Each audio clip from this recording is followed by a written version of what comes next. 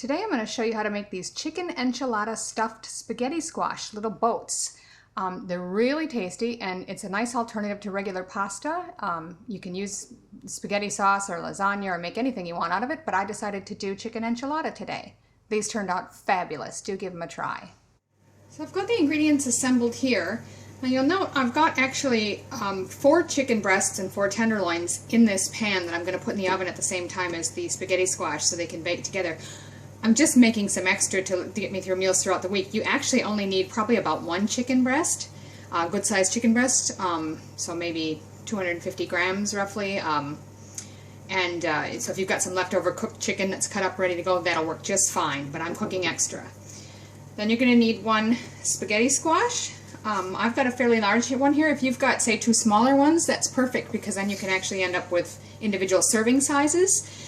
This is going to be a little bit larger, but it's what I had available here. If you're having trouble finding spaghetti squash in Australia, look for something called vegetable spaghetti. It's now being carried at more and more places, especially fruit and veg delis and things like that. And this particular one is grown and packed by Milano Brothers. They do have a Facebook page if you want to look for them, Milano, M-I-L-A-N-O. So they might have suppliers in your area.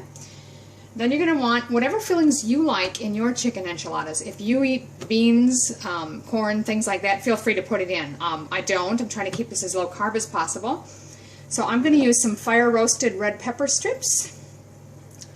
I found the lowest carb salsa I can find. You could also use an enchilada sauce if you've got one, or make a homemade one as well. I've got some shredded cheese and some sour cream for serving later. We also need just a little bit of olive oil and some salt and pepper. Now because I've still got to cook my chicken, I've already preheated the oven.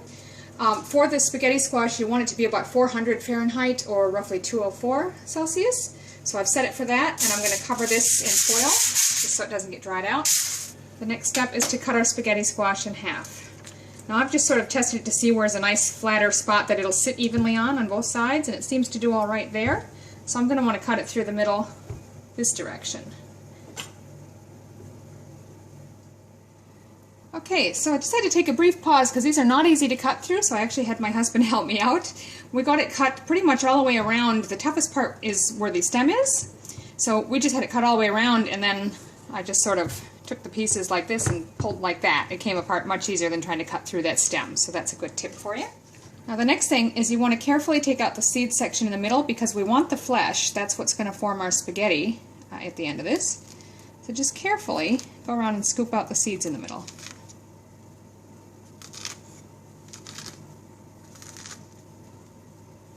Find it easier to run a little knife around there, you can. Just careful not to cut through the flesh. I'm just going to remove that.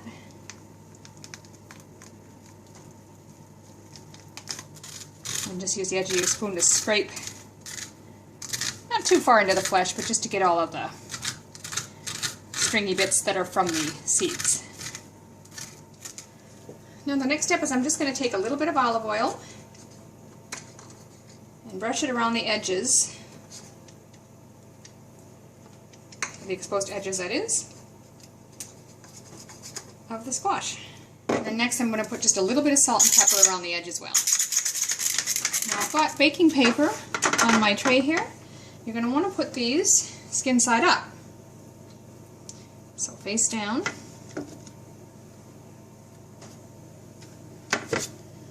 Now those and the chicken are ready to go in the oven for about 45 minutes.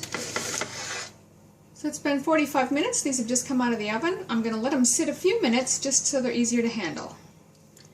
I've turned the spaghetti squash over just to let it cool and let some of the steam out of the underside. I've got 1 chicken breast and the chicken tenders in here, and I'm just going to shred those up. Just take 2 forks and kind of pull apart like that to shred it. Now the next step is to shred the spaghetti squash into strands. You'll see I've already done this half. And you see how loose and they just look like spaghetti strands. We're going to do this one now. And really you just put your fork in there and gently start pulling across like this. It's that simple.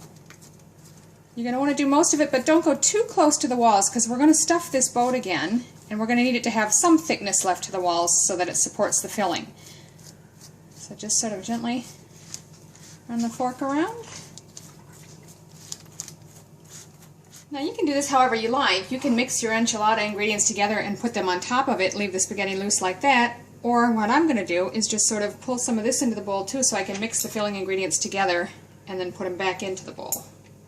You don't have to worry about getting every last bit out. That's fine. We're going to restuff this shell anyway.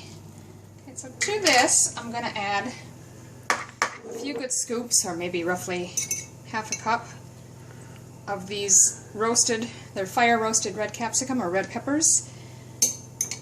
These just happen to be in water rather than oil, so I'm not going to worry too much about getting anything in there, but just however much you like.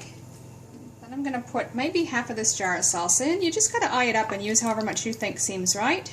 If it needs more, I'll add a little more. Stir that through a bit, and now I'm going to add my chicken.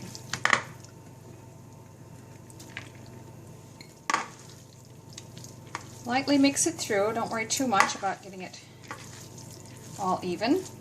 Got one more thing to go in here, and that is about a half a cup of cheese.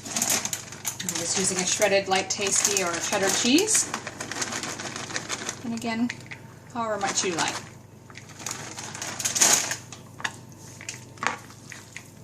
Mix that through.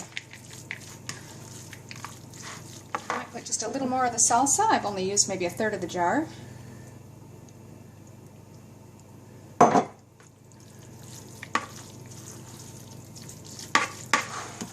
And again, doesn't have to be perfect or real well blended. We're just going to stuff that back inside the shells now.